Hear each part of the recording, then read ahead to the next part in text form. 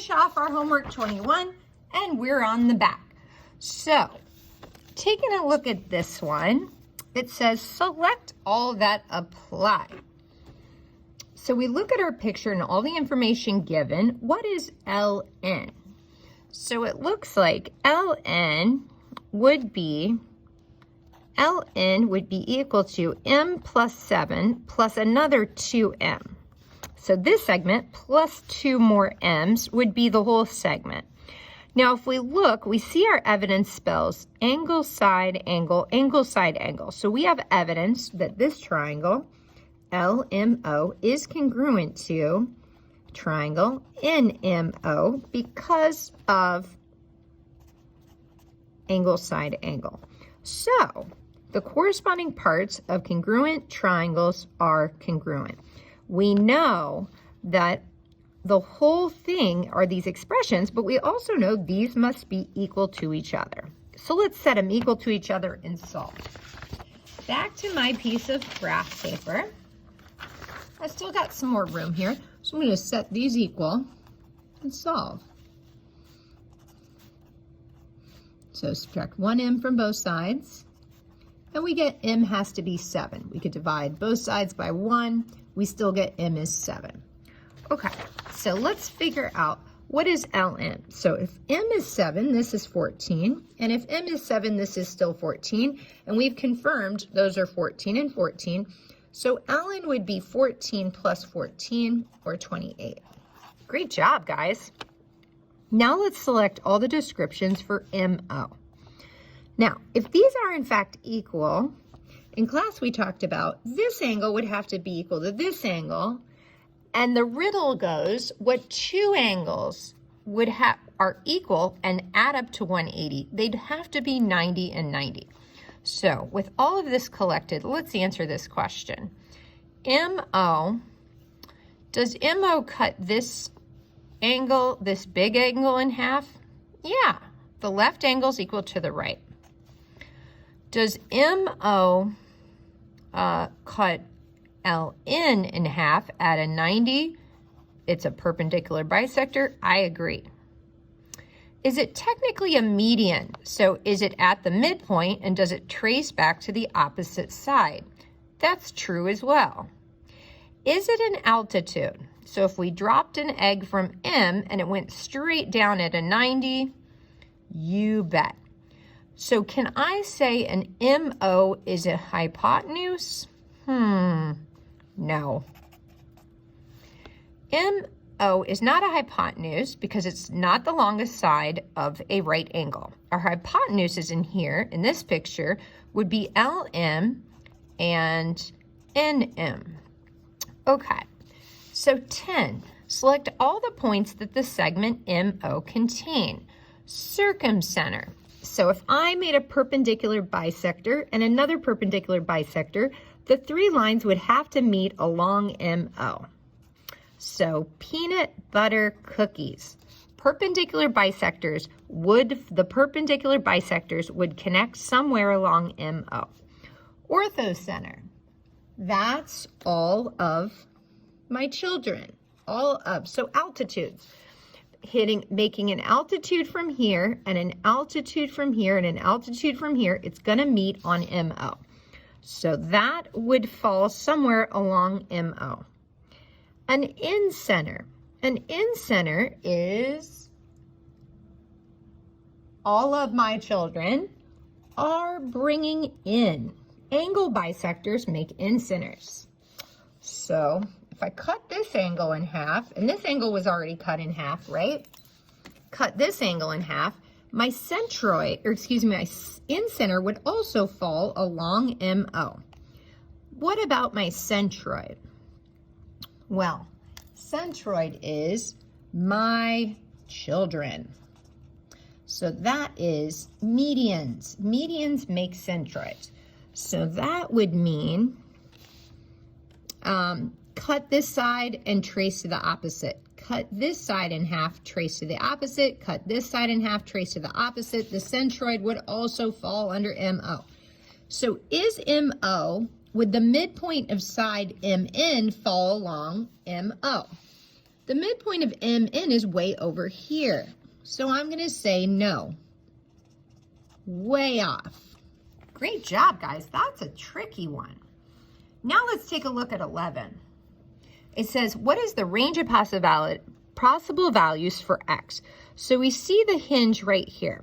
One top of the jaw is here and the bottom jaw there. Top jaw here, bottom jaw there. So we're looking, the stick in the mouth of the object or the animal on top is 48, and the stick in the mouth of this one is 50. So because 48 is smaller than 50, we know this angle, 2x minus 4, has to be smaller than 28. Let's go to our graph paper and solve for a range of values.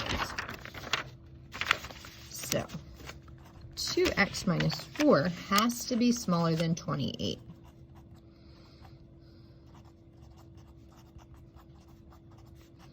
So x has to be smaller than 16. But is there some lower range? Let's take a second look. So we know x has to stay under 16.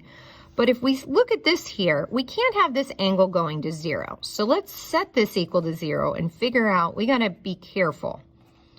All right, so we get x at 2. If x is at 2, this angle goes to 0. So we can't let x get down to 2 either. Okay, next question. We have a hinge here because one side of the jaw is here and another is there. Oh no, that's not where I wanted it.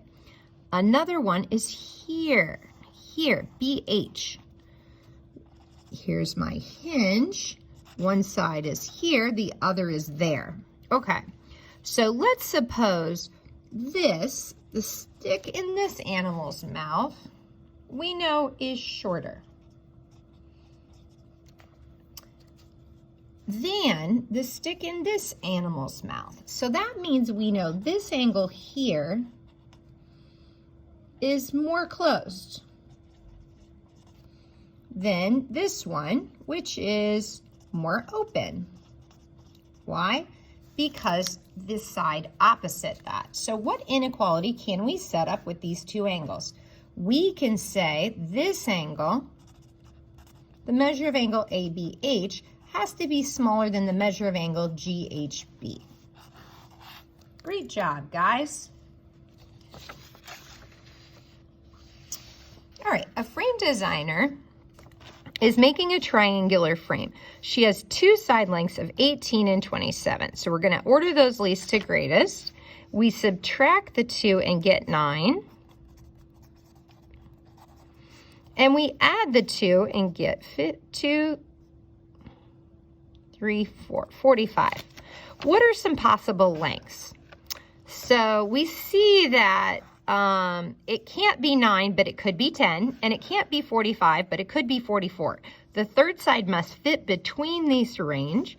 So we subtracted the 2 and we added the 2 to find the possible range. Okay, select all that are true. So it says a circumcenter can be outside. So looking back in our notes, peanut butter cookies, circumcenter, could be outside. True.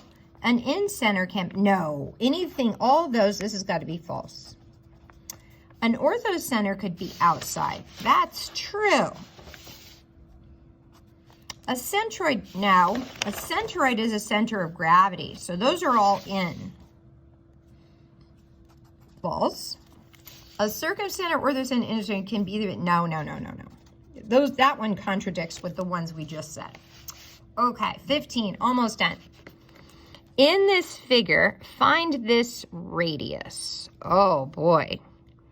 Okay, so UX is this expression. XW is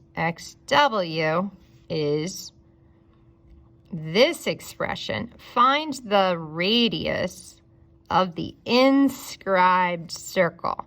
So the radius would be that length. Okay.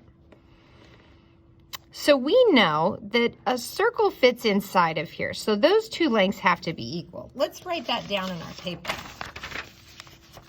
negative 4y plus 20 has to equal 6y plus 10. Okay.